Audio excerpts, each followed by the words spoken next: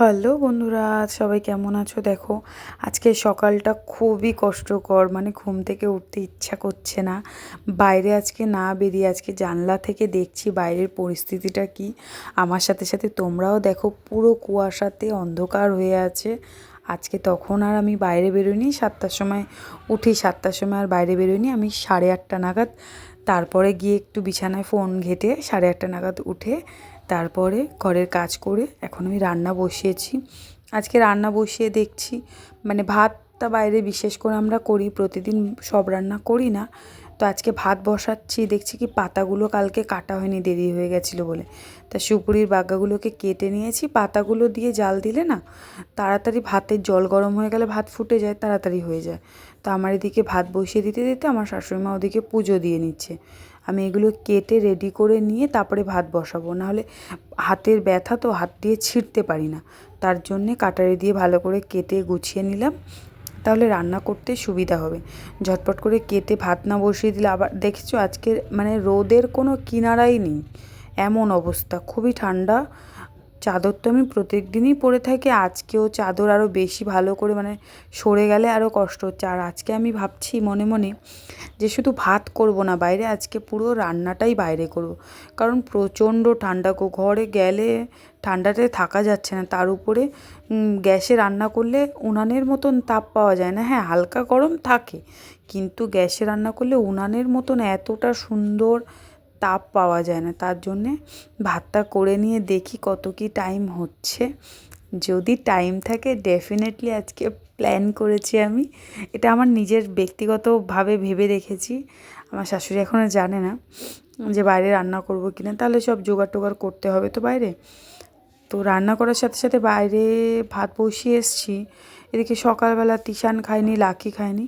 আজকে ভাবলাম দুজনকেই সুজি খাওয়াবো, তিশানকেও সুজি খাওয়াবো আর লাকিকেও। তিশানকে চিনি দিয়ে আর লাকিকে চিনি ছাড়া, যেহেতু ও চিনি দিয়ে ওকে দিই না। তো আমার প্ল্যান যেটা করেছিলাম সেটাই করেছি, ভাত তরকারি সবই এখানে করে নিয়েছি। এখন ভাবলাম যে উনান পরিষ্কার করে বন্ধ করার আগে আমার এই ডাবগুলো আগের দিনে পেড়েছিল গাছ থেকে, তো সেগুলো খেয়ে এখানে ফেলেছিলাম। তো সেই ডাবের খোলাগুলোকে কেটে দিলে রোদের তাপে না শুকিয়ে যাবে, তাহলে আমি উনানেই জাল দিতে পারবো। আর পিছনে ভাবছি না একটু ছোট্ট মতন কয়েকটা গাছ লাগাবো, বেশ ভালো লাগবে দেখতে, জানো তো। এখানে রান্না করব গাছগুলো।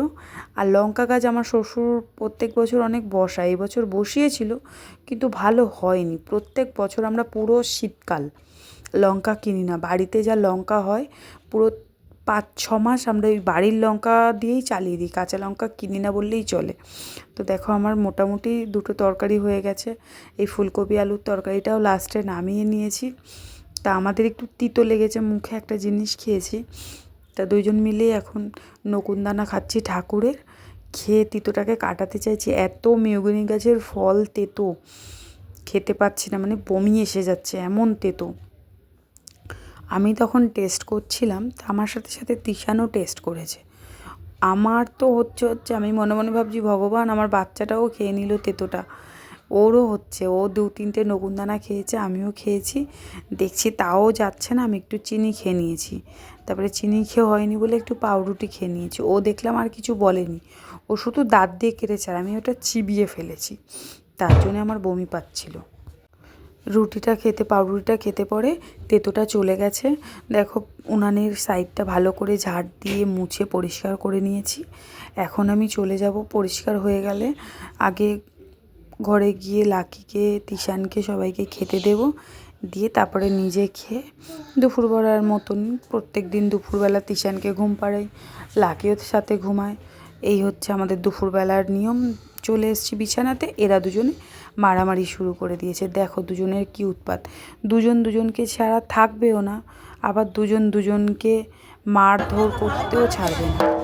আমরা কালী পুজো ছিল বলে গেছিলাম পুজোর ওখানে, আমার তিশান একটা ঢাক খোলাফে বাজাচ্ছে। তো দেখো মা কালীর পুজোতে এসেছিলাম, ওখানে প্রোগ্রাম হচ্ছে। আজকে তোমাদের সাথে এত শেয়ার করলাম, আমরা প্রোগ্রাম দেখি, তোমরা গান শোনো। বাই বাই, সবাইকে দেখাবে নেক্সট ভিডিওতে।